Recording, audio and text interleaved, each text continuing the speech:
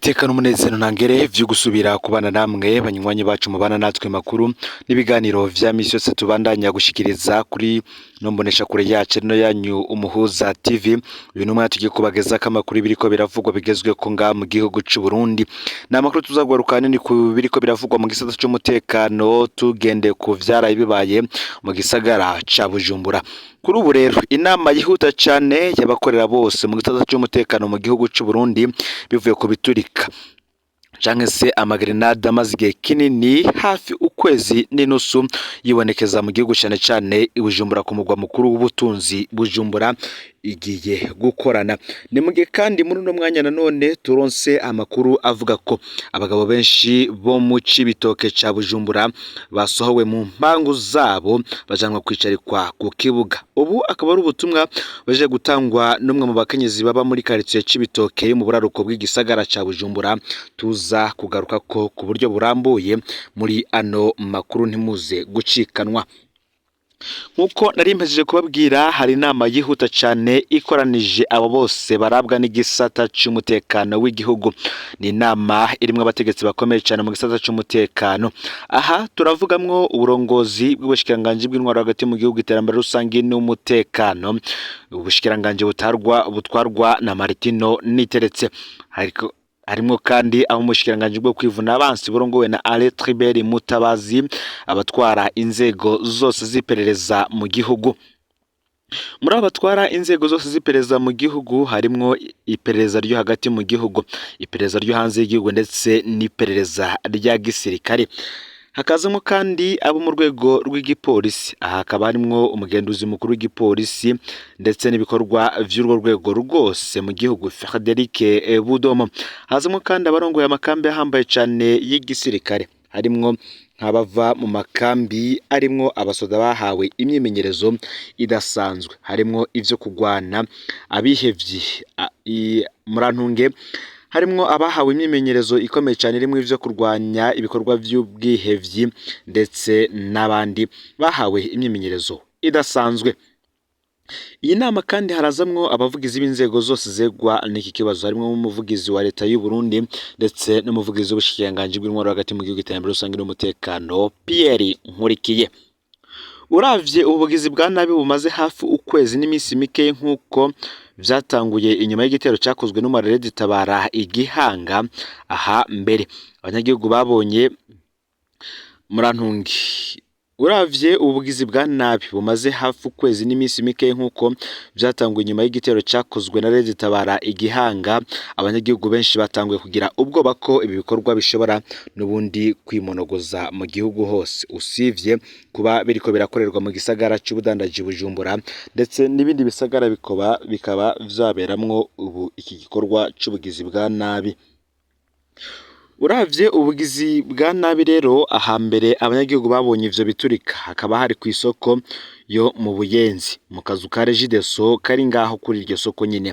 Zari grenade zitatu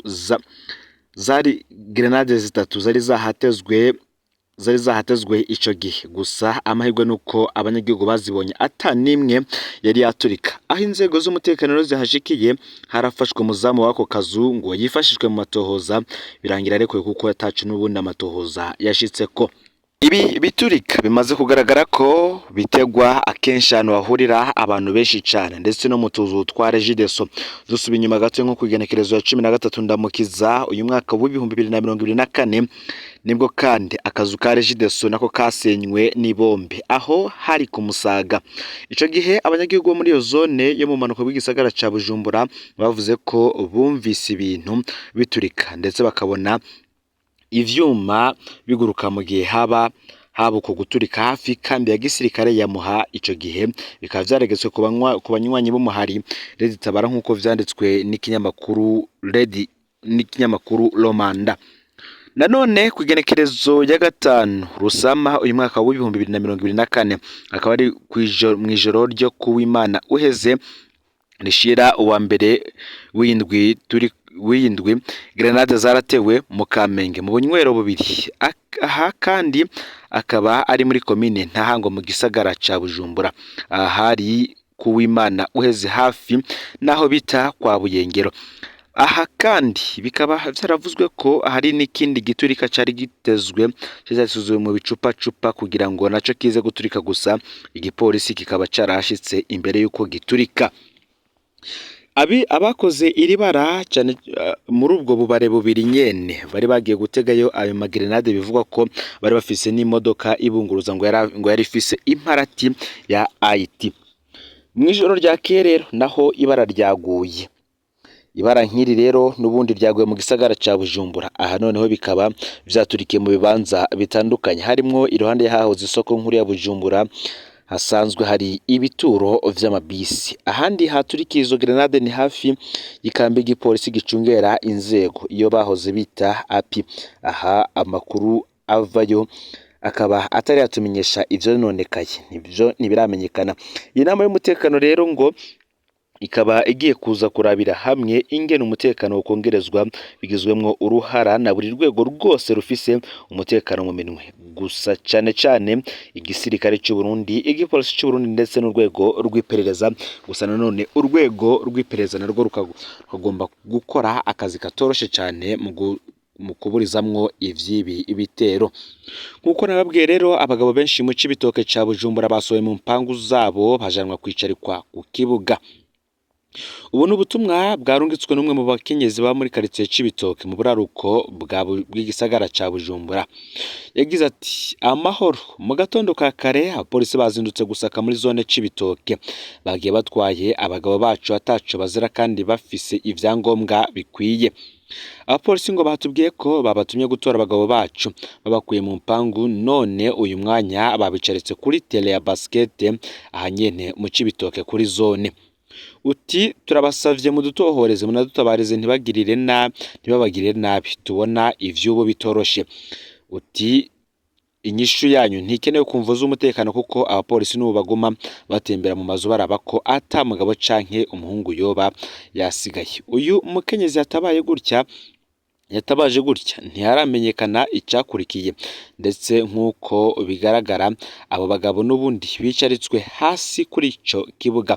Abari mu Cibitoke nabo mu Cibitoke ca Bujumbura bo dusangiza ingene biriko birabandanya bigenda ivyiki gikorwa. Bamwe n'abandi bakavuga ko iri fatwa ry'aba bagabo n'ubundi ryo barifitaniye isano n'ivyaraye bibaye, ndetse n'ayo magrenade yose yatanguye guturitswa mu gisagara hagati ca Bujumbura. Kuri ubu rero inzego nyinshi harimwo urw'umutekano, urw'iperereza n'ibindi bikaba ziriko zirakora inama. Ni mu gihe ngo bamwe bahitamwo gutambuka kubera kubura amabisi. Ngo bisa n'ivyabaye akamenyero Bujumbura mu gisagara haraheze hafi indwi zibiri habuze igitoro ku buryo buteye isoni. Ni mu gihe ibituro vy'imiduga yunguruza abantu bisa n'ibigaragara. Ni mu gihe mu gatondo ka kare amabarabara y'igisagara usanga yuzuyemwo abantu baja ku mirimo yabo ya buri munsi. Mu miryango baza bamenyereye kwitegura, baba abavyeyi canke abana bagenda n'amaguru habo mu gitondo canke ku mugoroba. Abantu baramaze kwihebura ngo kubijanye n'igitoro, naho umukuru w'igihugu yari yemeye mu mwaka uheze ko ingorane z'igitoro zigiye gutorerwa umuti, yavyifatiye mu minwe. Abarindira imiduga yunguruza abantu bavyuka mu gaturuturu bakaja gutonda umurongo aho amabisa ahagarara, nk'uko abatanze amakuru babivuga. Uti haraheze indwi irenga twe n'abana dusa n'abataryama kubera dutanguranwa nuko buca kugira ngo tuje gutegera ibisi ntituyibure. Tuba kure y'igisagara kandi abana ntibabura kugenda kw'ishure kubera harimwo abakiri bato. No ngaho nyene dutegerezwa kunigana kugira ngo turonke ibibanza bitatu. Tukaba twavuga ibi bikaba vyiganiwe n'umwe mu bavyeyi aba mu Carama mu buraruko bw'umugwa mukuru w'ubutunzi Bujumbura. Akamenyesha ko abantu batagifise ubwoba kubera ko bagenda barayaga baterana intege. Abanyagihugu mu bumanuko bw'igisagara ca Bujumbura bo bakaba bemeza ko igihe kimwe batazoba bacibuka ko bigeze kuba bagenda na bisi, ngo vyaramaze kutujamwo ku buryo tuzi ko dutegerezwa kugenda n'amaguru igitondo n'umugoroba, niko bavuga. Gucererwa no gusiba akazi barabitahura. Ababashije kugira ico bashikirije nyene bakavuga ko gucererwa ku kazi no mw'ishure bitagihanwa kubera ko umwe wese aba afise igituma ashikiriza igituma ashikiriza cumvikana, nta gitoro canke nta bisi. Iyo niyo nyishu itangwa kenshi, tutibagiye ko hari abaca basiba bukeye kubera ko barushe cane mu gihe bashiramwo inguvu nyinshi zo gutaha n'amaguru. Ibituro vy'amabisi bisa n'ibiri gusa, isaha 2 z'agatondo uhasanga imirongo y'abantu itagira uko ingana, biteze ko bahava babona ibisi irengutse. Ikibabaje kurusha kandi nuko abunguruza abantu baca bashinga ibiciro bishakiye, bagapakira abantu benshi cane kugezaho bikuba kabiri kugeza naho ibiciro vyikuba kabiri kubo irekuriwe gutwara. Utabishoboye urabisaba abandi urabisa abandi bakinjira, bikavugwa n'umukenyezi akiri muto nawe yasanzwe ku gituro c'amabisi ku mugwa mukuru w'ubutunzi Bujumbura. Mu Kinyegero ilitiro y'igitoro ishobora kugurwa amafaranga y'amarundi 20,000 no mu gihe igiciro kizwi ari 4,000. Ugikeneye kurusha arakigura nyene atarinze kwijijanya imitima kuko nta kundi kuntu yogira. Ni mu gihe kandi mu Cibitoke hatari i Bujumbura havugwa uwunguruza abantu kw'ikinga yishwe i Buganda. Mu bunguruza abantu kw'ikinga rero c'amafaranga yarushwe kuri uyu wa kabiri hafi isaha 2 z'agatondo muri komine Buganda mu buraruko bushira uburengero bw'igihugu. Abamwishe baciye bamwiba amafaranga 200,000 yari afise. Ni mu gihe ababanyi n'umuryango basaba ko abakoze ubwo bwicanyi bohagarikwa bagashengezwa imbere y'ubutungane. Ni mu gihe bivugwa ko umwe mu bikekwa yahagaritswe n'imbonerakure yaremeye ko ari mu bishe umuntu nawe aca aricwa n'abanyagihugu bamukubitiye kumwica. Mu ntwaro bacuga ko igipolisi kirondera abandi binyegeje. Ikiziga c'uwo aca amafaranga yunguruje abantu kw'ikinga catowe n'abarimyi mu gitondo cyo kuwa kabiri w'iyindwi. Biboneka ko yoba yaranigiwe kw'ibarabara rya 5 ku mutumba Kaburantwa komine Buganda ho mu ntara ya Cibitoke. Abarimyi baciye banyaruka rero gutabaza intwaro n'inzego z'umutekano. Ni mu gihe umukuru wo mutumba yemeza ayo makuru akamenyesha ko wayishwe yunguruza ibidandazwa kw'ikinga. Fideli Ntikarahera yongera ko uwo yicishijwe imbugita yakoreshejwe mu guca kumuca umutwe nyuma yo guhura n'abandi bantu babiri mwibarabara. Ni mu gihe abakoze ubwo bwicanyi baciye bamwe amafaranga 200,000 vy'amarundi nyuma yo kumwica baca barahunga.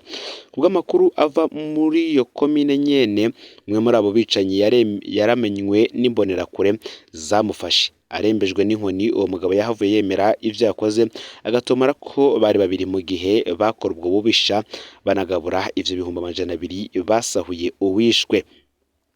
Abanyagihugu rero baciye bakubita banatera amabuye y'umuntu gushika arapfa. Ababibonye bemeza ko imbere y'ubwo bwicanyi iyo nkozi y'ikibi yishwe yari yabonetse iri kumwe n'abandi bantu bari kumwe n'uwunguruza abantu kw'ipikipiki umwanya muto imbere yo gukora ubwo bwicanyi. Ku ruhande rwayo rero Inyamirama biyemeza ko ibandanya amatohoza. Hagati aho abo mu muryango abavyeyi b'ubishwe basaba igipolisi kunyarutsa amatohoza kugira ngo abakoze iryo bara bashirwe imbere y'ubutungane maze bahanwe hakurikijwe amategeko. Intwaro muri komini kabihamagarira abanyagihugu kudasubira kwihanira. Aya niyo makuru yaragezwe ko muri kano kanya rero ufyonde subscribe canke sabone niba utari wafyenda ko kugira ngo utojikanwa nadushikiriza usangiza no makuru bagenza aho baherereye hose kugira ngo nabo baje bashikirwa n'abiriko biravugwa bigezwe ko ngaha mu gihugu c'u Burundi hanze imbezi igihugu c'u Burundi ndetse no makungu ya kure. N'Umuhoza TV Imana bahezagire.